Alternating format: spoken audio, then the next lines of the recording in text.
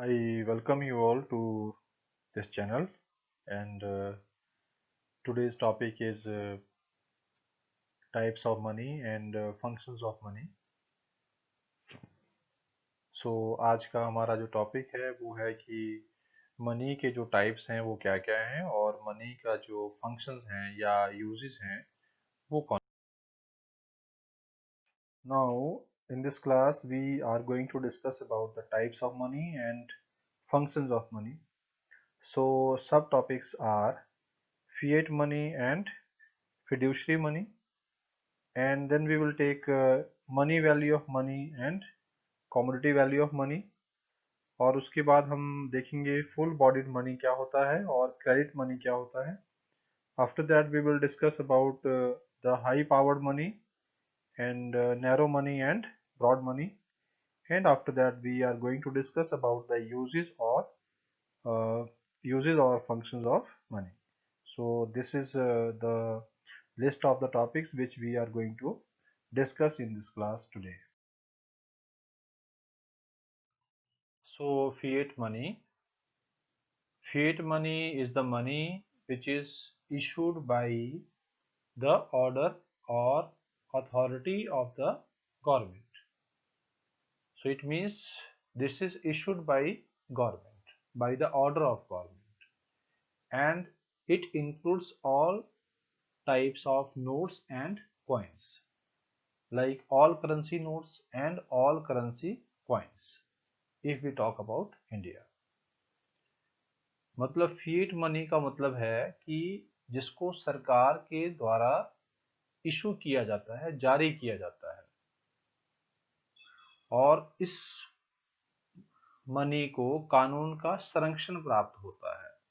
मतलब आप इसको लेन देन के लिए इसका इस्तेमाल करते हैं, और इसको कोई भी दूसरी पार्टी उस कंट्री के अंदर पेमेंट लेने के लिए उसको वो मना नहीं कर सकती है. इंडिया में अगर आप किसी को पेमेंट रुपीस में कर रहे हो तो वो मना नहीं कर सकता है कि मुझे रुपीस में पेमेंट नहीं चाहिए, because it is backed by law. उसको कोई डिनाई नहीं कर सकता है. So this slide is indicating some pictures of fiat money. This money is showing the pictures of some coins which are used in India, and then currency note of rupee 100 and this of rupees 2000 also. So means all sort of notes. It is not about that is 100 rupee note and 200 rupee note only, but it is about all paper currency notes and all coins which are used, currency coins which are used in India. This all is the example of fiat money. तो fiat money का मतलब है कि जैसे picture में आपको दिख रहा है 100 रुपए का नोट है, 200 रुपए का नोट है, और बाकी सभी तरह के जो कॉइन्स हैं जिसको हम यूज करते हैं लेन देन के लिए, उसको हम फिएट मनी कहते हैं. क्योंकि ये जो मनी है ये सरकार के द्वारा इशूड है, सरकार के द्वारा जारी है. इसको कोई और दूसरी संस्था उसको जारी नहीं कर सकती है. अब जैसे इशू करने की बात भी है, तो जो सभी तरह के जो सिक्के हैं, मतलब सभी डिनोमिनेशन के जो सिक्के हैं, करेंसी और करेंसी कॉइन्स, और जो पेपर मनी में जो 1 रुपये का नोट है, इसको इंडिया में मिनिस्ट्री ऑफ फाइनेंस इशू करता है, जो कि गवर्नमेंट का ही एक हिस्सा है. ऑन द अदर हैंड बाकी जो करेंसी है, मतलब जितना भी पेपर करेंसी नोट्स है 1 रुपए के नोट को छोड़कर, वो सारे के सारे नोट जो हैं उसको आरबीआई इशू करता है. अब RBI is also working under government of India, ये भी एक गवर्नमेंट ऑफ इंडिया का ही हिस्सा है. तो इस तरह से ये दोनों ही जो करेंसी नोट्स हैं और कॉइन्स हैं, इसको अलग अलग डिपार्टमेंट जो हैं वो इशू करते हैं, और इसको हम कहते हैं fiat money. So fiduciary money is the money which is being accepted as the medium of exchange because of the trust between the payer and the payee. If these two parties have trust on each other, only then they can accept this money as the medium of exchange. For example, we can take the example of checks which we issue to give some payments to someone else. तो fiduciary money का मतलब है कि ऐसी money जो pair और पेई के बीच के ट्रस्ट पर डिपेंड करती है कि उसको हम ट्रांजेक्शन उसके थ्रू कर सकते हैं या नहीं कर सकते हैं. जैसे for example, if a customer is going to a shopkeeper or for purchasing some electronic gadget or say a one refrigerator, तो अगर किसी को एक रेफ्रिजरेटर परचेज करना है और वो किसी दुकानदार के पास चला जाता है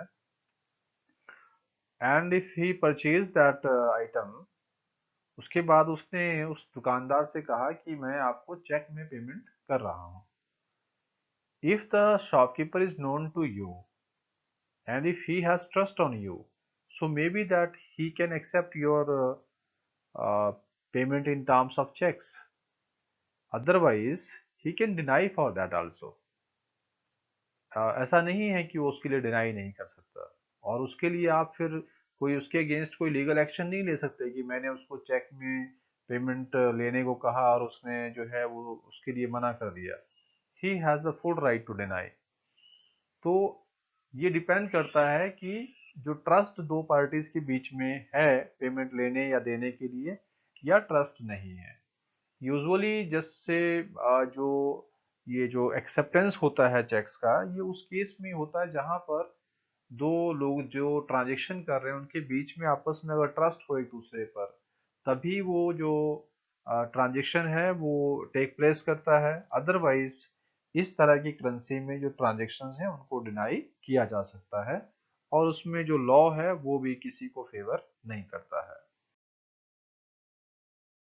Now this slide is indicating about the fiduciary money, and in this picture we can see that there is a check of HDFC Bank. So this check can be of any other bank also. I mean, it is being talked about the check only. So any check, uh, if it is used for making payment, and this payment would be made through check only because of the trust between the payer and the payee, तो इसको हम कहते हैं fiduciary money. This is the example of fiduciary money. So now we will discuss about the commodity value or the intrinsic value of the commodity. तो commodity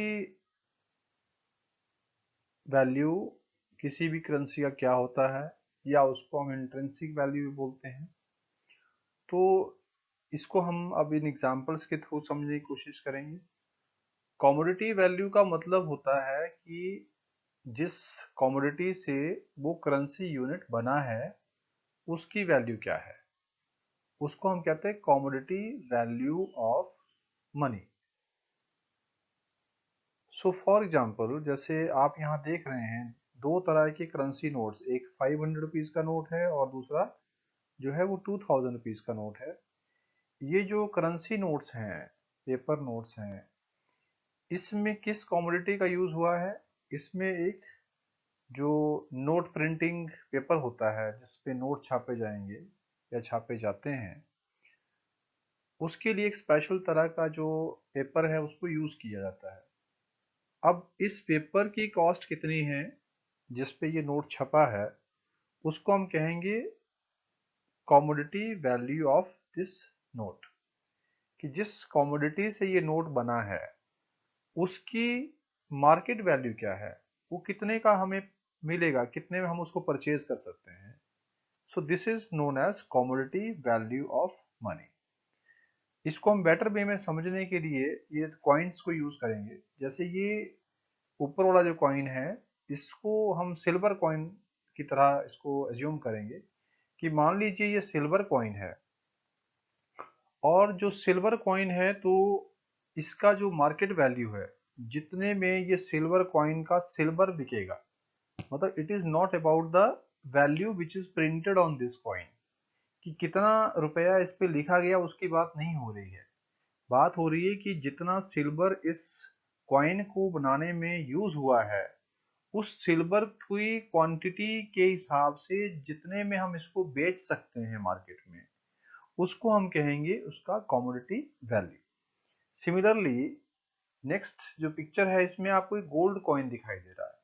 अब ये जो gold coin है, मान लीजिए फॉर एग्जांपल ये 10 ग्राम का गोल्ड कॉइन है।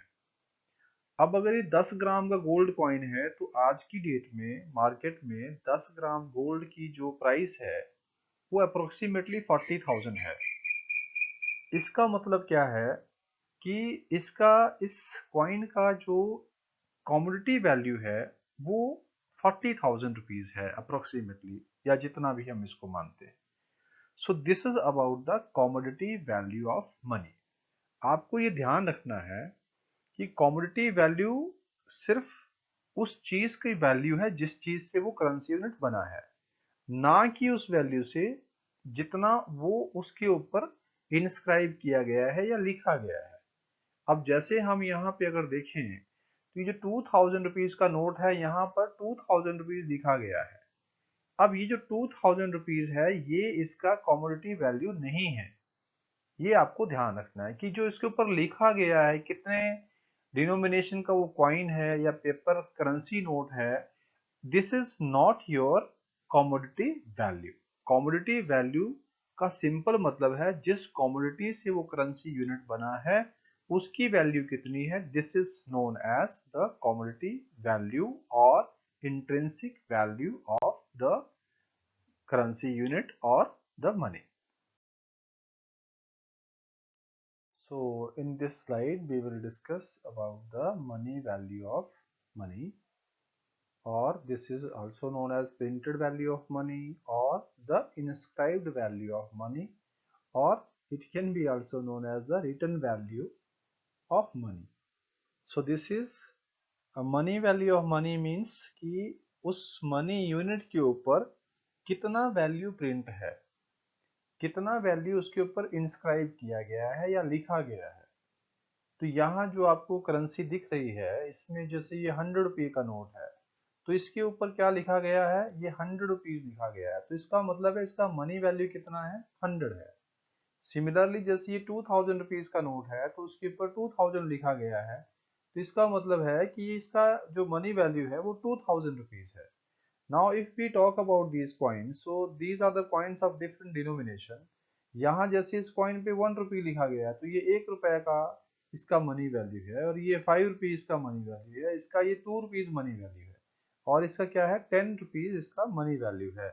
तो मनी वैल्यू का सीधा सा मतलब है कि किसी भी करेंसी यूनिट के ऊपर जितना उसका वैल्यू लिखा गया है, जितना उसको एक वैल्यू दी गई है, उसको हम कहते हैं money value of money. Now we will discuss about the full-bodied money in this slide. So what is full-bodied money? We are going to discuss about this. Full-bodied money. तो full-bodied money एक ऐसी money होती है जिसका जो money value है उसके commodity value के बराबर होता है। If the money value is equal to the commodity value of money, then this is known as full bodied money. तो फॉर एग्जाम्पल जो 1 रुपी कॉइन था, silver coin, during British period in India, कि British period के दौरान जो एक silver coin था 1 रुपया का, किसी समय पे उसकी जो वैल्यू थी, जैसे उस पे 1 रुपया लिखा गया था, तो अगर उस सिल्वर को अगर आप मार्केट में एज ए मेटल भी बेचना चाहते थे तो उस समय आपको उसका 1 रुपया मिल जाता था। ये किसी समय विशेष की बात यहाँ पे हो रही है ड्यूरिंग ब्रिटिश रूल या ब्रिटिश पीरियड इन इंडिया। तो अगर उस समय 1 रुपए के सिल्वर सिक्के को बेचने से भी अगर 1 रुपया मिल रहा था तो उस समय उसको हम कह सकते थे कि ये फुल बॉडीड मनी का एग्जाम्पल है। Now we will discuss about the credit money. Credit money का मतलब क्या है? क्रेडिट मनी एक ऐसा मनी यूनिट है जिसका मनी वैल्यू उसके कमोडिटी वैल्यू से ज्यादा होता है। ये आपको समझना है कि जिस भी करेंसी यूनिट का मनी वैल्यू उसकी कमोडिटी वैल्यू से बड़ा है उसको हम क्रेडिट मनी कहते हैं। जैसे फॉर एग्जांपल यहाँ पर आपको ये 2000 रुपीज का नोट दिखाई दे रहा है। अब इसकी हम कमोडिटी वैल्यू की और मनी वैल्यू की बात करते हैं। तो क्योंकि ये नोट 2000 का है तो इसका मतलब है कि इसका जो मनी वैल्यू है वो कितना है, वो 2000 रुपीज है। ये इसका मनी वैल्यू हुआ। लेकिन इस नोट को बनाने के लिए जो पेपर इसमें यूज किया गया है, जो कमोडिटी इसमें यूज की गई है, उसकी कॉस्ट कितनी है उसको हम कहते हैं कमोडिटी वैल्यू। अब मान लीजिए फॉर एग्जांपल इसमें जो कागज लगा है, एग्जांपल के लिए मान लीजिए, एक्चुअल कितना है उसके बारे में बात नहीं हो रही, मान लीजिए कि ये जो नोट है इसमें जो पेपर यूज हुआ है नोट छापने के लिए, इसकी जो कॉस्ट है पेपर की वो 2 रुपीज है। इसका मतलब है इसकी कमोडिटी वैल्यू कितना हुआ, 2 रुपीज। लेकिन इसका मनी वैल्यू कितना है, 2000 रुपीज। तो जिस भी करेंसी यूनिट का मनी वैल्यू उसकी कमोडिटी वैल्यू से ज्यादा होता है उसको हम क्रेडिट मनी कहते हैं। सो credit money refers to the situation or refers to the money in which money value of money is greater than the commodity value of money. Money value means the value which is being written on the particular currency note or coin, and commodity value, you know that it is the value of the commodity of which this currency is made. So this is the credit money. Now in this slide we are going to discuss about very important concept. This is your high powered money. And what is high powered money? First of all, we will discuss that what other names are given to the high powered money. High powered money is also known as the monetary base of the economy, or it is also known as the base money in the economy. So you need to remember this in the examination that high powered money को exam में monetary base of economy के point of view से भी पूछ सकते हैं या base money of the economy के हिसाब से भी इसको पूछा जा सकता है। तो जब हम हाई पावर्ड मनी की डेफिनेशन की बात कर रहे हैं या ये क्या होता है उसके बारे में बात कर रहे हैं, so it is the sum total of 3 different components. You need to remember this. High powered money में हम क्या क्या शामिल करते हैं। Your first point is currency held by the people, मतलब लोगों के पास जितना करेंसी उनके पास है, मतलब कैश है, कैश में चाहे वो करेंसी नोट्स हैं चाहे वो कॉइन्स हैं, तो जितना भी पैसा पब्लिक के पास है, करेंसी नोट्स हैं कॉइन्स हैं, उसको हम उसका एक कंपोनेंट मानते हैं, मतलब this is the part of high powered money. High powered money में जो दूसरा पॉइंट जो है हम इसमें यूज करते हैं वो है आपका vault cash of commercial bank. कि कमर्शियल बैंक्स के पास जो उनकी वॉल्ट में कैश पड़ा हुआ है, जो कैश रिजर्व उन्होंने अपने पास अपनी वॉल्ट में रखा हुआ है, उसको भी हम इसके अंदर जो है वो ऐड करते हैं। And third one is the cash reserve of commercial banks with the RBI. तो आरबीआई के पास जो है वो कमर्शियल बैंक के जितने भी तरह के फंड्स हैं उन सभी फंड्स को हम इसमें शामिल करते हैं। So ultimately high powered money is the sum total of 3 components. Number 1, it includes currency held by the people. Second, vault cash of commercial bank, and third one is cash reserve of commercial banks with RBI. So the sum total of all these 3 components is known as high powered money. Now in this slide we will discuss about bank money, and then we will discuss about narrow money and broad money. We will discuss about these 3 different types of money. So when we discuss about the bank money it refers to what? It refers to demand deposits or checkable deposits of public with the commercial banks। कि जो demand deposits हैं या checkable deposits हैं किसके हैं? Public के। किसके पास हैं? कमर्शियल बैंक के पास। तो कमर्शियल बैंक के पास जनरल पब्लिक के जितने भी डिमांड डिपॉजिट्स हैं जिसको वो चेक के थ्रू कभी भी अपनी इच्छा अनुसार विड्रॉ कर सकते हैं या किसी और तरह से किसी और मोड से उसको यूज कर सकते हैं, उसको हम कहते हैं बैंक मनी। मतलब जितने भी चेकेबल डिपॉजिट्स हैं, ओनली चेकेबल डिपॉजिट्स। जैसे मान लो पब्लिक ने जो ऐसे अकाउंट्स में, चाहे सेविंग अकाउंट है उसमें जितना पैसा जमा है या किसी और अकाउंट में जमा जिसको वो इंस्टेंटली यूज कर सकता है, विड्रॉ कर सकता है, उसके ऊपर चेक काट कर किसी थर्ड पार्टी को दे सकता है या वो ऑनलाइन पेमेंट जो है उस पैसे में से कर सकता है, उसको हम कहते हैं चेकेबल डिपॉजिट्स। तो ये चेकेबल डिपॉजिट जितने भी हैं किसके? पब्लिक के। किसके पास? कमर्शियल बैंक के पास। उसको हम कहते हैं bank money. Now next point is your narrow money. तो ये नैरो मनी क्या चीज है? नैरो मनी, जब हम बात करते हैं नैरो मनी की, तो जैसे हमने पहले पढ़ा है M1 एंड M2, ये दो जो कॉन्सेप्ट हैं मनी सप्लाई में, इसको आप देखेंगे। सो M1 एंड M2 जो है, जब हम M1 M2 के रूप में मनी सप्लाई को मापते हैं तो उसको हम कहते हैं नैरो मनी। ये आपकी इंफॉर्मेशन के लिए, याद रखने के लिए है।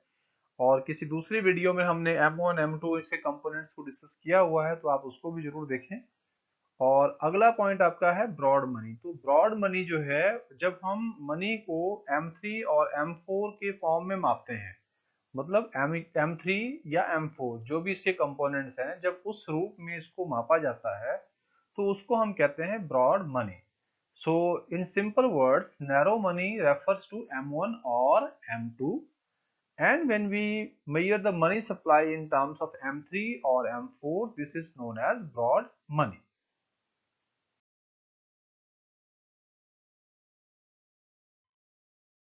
So now in this slide we are going to discuss about the functions of money or uses of money. तो हम इसमें पढ़ेंगे कि जो मनी है उसके फंक्शंस क्या क्या हैं या उसके यूजेस क्या क्या हैं।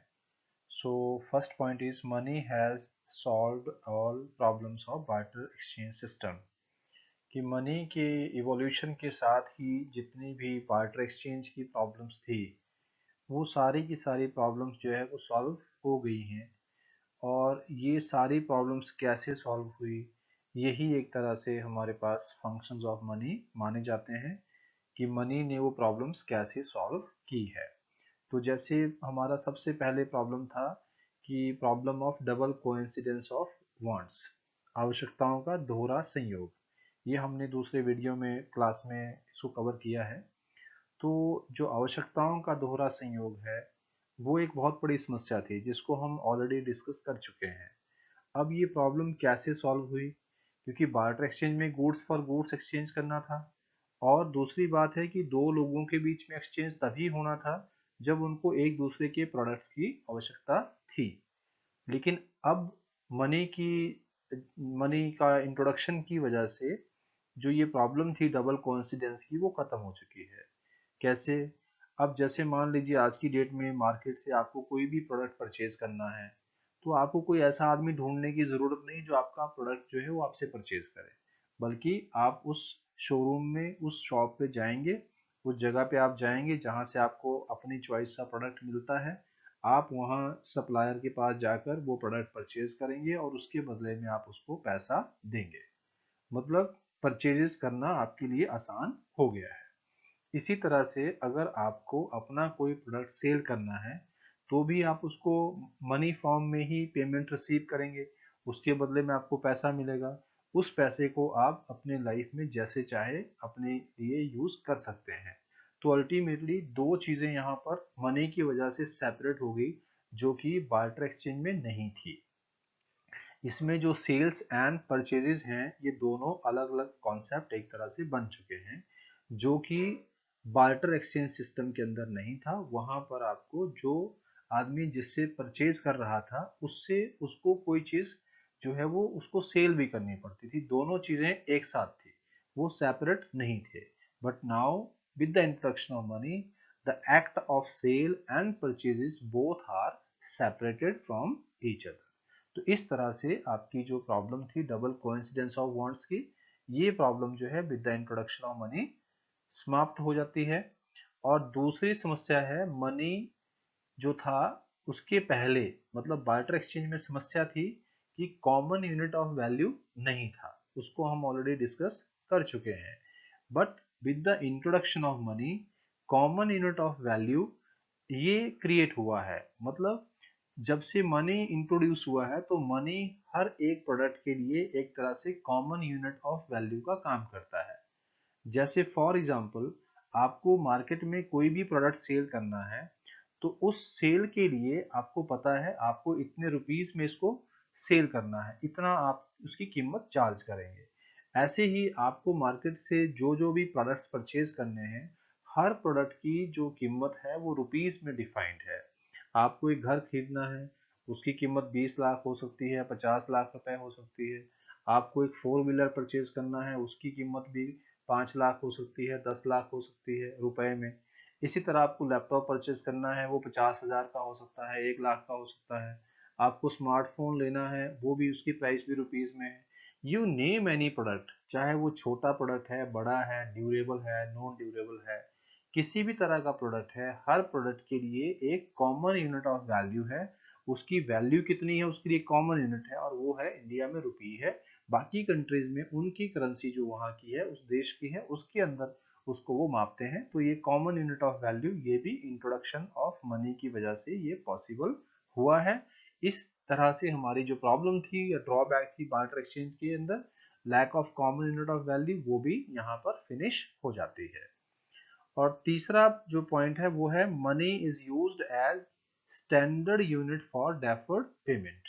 तो ये हमने डिस्कस किया था बार्टर एक्सचेंज में कि वहाँ एक प्रॉब्लम थी कि जो standard unit of deferred payment था वो कमोडिटीज थी, और कौन सी कमोडिटी है उसके बारे में हम कुछ डिफाइन नहीं कर सकते थे, या जो हमने फ्यूचर में पेमेंट्स पे करनी थी उसको हम कैसे ऑनर करेंगे, उसके लिए हमारे पास कोई भी स्टैंडर्ड यूनिट नहीं थी। लेकिन आज की डेट में हमें अगर किसी को भी फ्यूचर में कोई पेमेंट पे करना है तो हमें मालूम है कि हमें उसको कितना पैसा देना है, या कितना रुपीस उसको देने हैं, या उसकी जो मोड ऑफ पेमेंट है वो भी डिसाइड हो जाती है। फॉर एग्जाम्पल आपने किसी वर्कर को हायर किया काम करने के लिए, अब उसको आपने एक महीने के बाद 20,000 रुपये सैलरी देनी है, तो you know that after 1 month you have to pay him 20,000 rupees, क्योंकि मनी है आपके पास। तो वो जो मनी है एक तरह से वो स्टैंडर्ड यूनिट है आपके लिए, आप उसमें उसको पे कर सकते हो। आपको ये सोचने की जरूरत नहीं है कि वो जो आप उसको पे करोगे उसको कमोडिटीज में पे करोगे या किस कमोडिटी में पे करोगे, क्या उसको उसकी जरूरत है या नहीं है। It is very simple now, because आप उसको उसके काम के बदले में उसको एक पैसा या पेमेंट जो उसकी बनती है आप उसको देते हैं, और उस पेमेंट को कैश में रिसीव करके वो आदमी मार्केट से अपनी इच्छा के अनुसार वो भी कोई भी चीज जो है वो परचेज कर सकता है। इस तरह से जो हमारी फ्यूचर पेमेंट्स की प्रॉब्लम थी कि हम उसे कैसे पे करेंगे, किस तरह से ऑनर करेंगे, वो भी इंट्रोडक्शन ऑफ मनी के साथ ही सॉल्व हो जाती है। और अगली जो प्रॉब्लम थी बार्टर एक्सचेंज के अंदर वो थी drawback of storage of value and transfer of value. तो वो भी इंट्रोडक्शन ऑफ मनी के साथ ही ये दोनों प्रॉब्लम सॉल्व हो जाती हैं। स्टोर ऑफ वैल्यू, जैसे आपको आपके पास कोई भी प्रोडक्ट है जो आपने प्रोड्यूस किया है, चाहे वो नॉन ड्यूरेबल है चाहे वो ड्यूरेबल है, उसको बार्टर एक्सचेंज में लंबे समय तक स्टोर करके रखना वो पॉसिबल नहीं था, क्योंकि उसकी जो कॉस्ट थी वो बहुत हाई हो सकती थी। और दूसरी बात यह है कि अगर हम उसको स्टोर भी करते हैं तो क्या वो लंबे समय तक सेफ रहेगा, प्रिजर्व रहेगा, या खराब तो नहीं हो जाएगा। There are various question in the barter exchange, बहुत सारी प्रॉब्लम्स थी उसमें।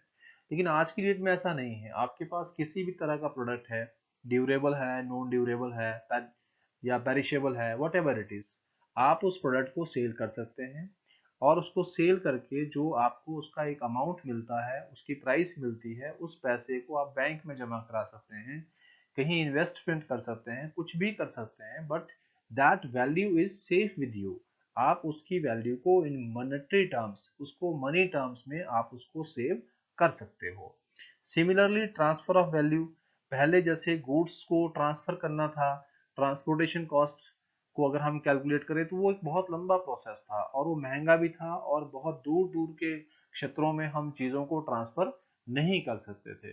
लेकिन आज की डेट में किसी भी चीज़ को सेल करके उसकी जो वैल्यू बनती है उसको आप मॉनेटरी टर्म्स में you can transfer that anywhere in this globe, आप उसको पूरी दुनिया में उसकी वैल्यू को कहीं भी ट्रांसफर कर सकते हैं। एक एग्जांपल हम ये ले सकते हैं कि मान लीजिए सपोज कोई आदमी है, वो इंडियन है और वो अमेरिका में सेटल होना चाहता है या सेटल हो चुका है। अब उसकी जो प्रॉपर्टी इंडिया में कहीं पर भी है, उसको लगता है कि अब मुझे तो इंडिया में जो है रहना नहीं या सेटल नहीं होना है, तो उसकी जो काफ़ी सारी प्रॉपर्टी ऐसी पीछे रह गई है जिसकी कोई केयर नहीं हो रही है या उससे उसको कोई फायदा नहीं हो रहा है। तो मे बी कि उसने प्लान करा है कि मैं बहुत थोड़ा सा एक प्रॉपर्टी अपने पास रख सकता हूँ ताकि मुझे अगर इंडिया आना है या जाना है या रिश्तेदारों से मिलना तो उतनी जगह उसको चाहिए, घर चाहिए।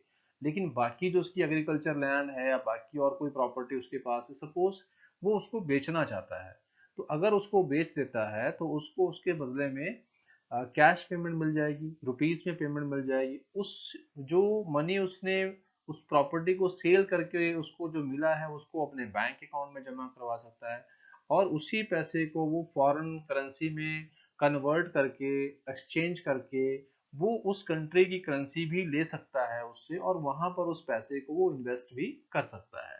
तो इन नटशल वी कैन से कि ट्रांसफर ऑफ वैल्यू जो है वो मॉनेटरी टर्म्स में बहुत इजी है, उसको हम इंटरनेशनल लेवल पर कहीं भी ट्रांसफर कर सकते हैं। Now let us discuss about the questions based on the topic. इस टॉपिक में जो क्वेश्चंस बनते हैं वो जितने भी हमने मनी के टाइप्स पढ़े हैं उनके ऊपर क्वेश्चन पूछा जा सकता है कि आप उसको डिफाइन कीजिए। मतलब डेफिनेशन, ये जो डिफरेंट डिफरेंट कॉन्सेप्ट्स हैं इसकी डेफिनेशन आपसे पूछी जा सकती है। नंबर टू कि जैसे डिफरेंस पूछा जा सकता है अलग अलग टर्म्स के अंदर, जैसे फिएट मनी और फिड्यूशरी मनी में आप डिफरेंस लिखिए, या फिर फुल बॉडीड मनी और क्रेडिट मनी में डिफरेंस लिखिए, या फिर money value of money and commodity value of money में डिफरेंस लिखिए, या फिर आपसे जो फंक्शन ऑफ मनी है वो सेपरेटली पूछे जा सकते हैं। मतलब एक साथ सारे फंक्शंस की तो लिस्ट ही पूछी जा सकती है कि उनको लिस्ट कर दीजिए। अदरवाइज जो क्वेश्चन इसमें बनता है वो उसमें से कोई एक क्वेश्चन पूछ सकते हैं। मतलब जैसे एक्सप्लेन की जो मनी का फंक्शन है as a common unit of value उसको एक्सप्लेन कीजिए, या money as a medium of exchange का जो फंक्शन है उसको एक्सप्लेन कीजिए। तो जितने भी 4-5 फंक्शन हैं हमारे पास मनी के उनको सेपरेटली पूछा जा सकता है और एग्जाम में सेपरेटली पूछे भी गए हैं 3-4 मार्क्स में पिछले एग्जाम्स में। तो इस तरह से आप जो है अपने इस एग्जाम्स की अच्छे से तैयारी करें और इस टॉपिक को बढ़िया से पढ़ें। सभी क्वेश्चंस को आप बार बार प्रैक्टिस करें, इनको लिख कर देखें so that you can easily do this. So dear students, आप इस चैनल को सब्सक्राइब जरूर करें और अगर आपको लगता है कि ये कंटेंट मीनिंगफुल है और बाकी स्टूडेंट्स के, बाकी आपके फ्रेंड सर्कल के जो लोग हैं उनको भी हेल्प कर सकता है तो आप उनको ये ज़रूर शेयर करें। और आपकी जो भी फीडबैक है उसे आप ज़रूर कमेंट बॉक्स में आप लोग ज़रूर लिख के दें और कुछ सजेशंस भी आपकी तरफ से हों तो उसको आप ज़रूर लिखें ताकि हम उसको और बेटर बना सके, ताकि उसमें स्टूडेंट्स का मैक्सिमम बेनिफिट हो सके। So with these words, thank you all. Thank you for watching this video. Thanks a lot.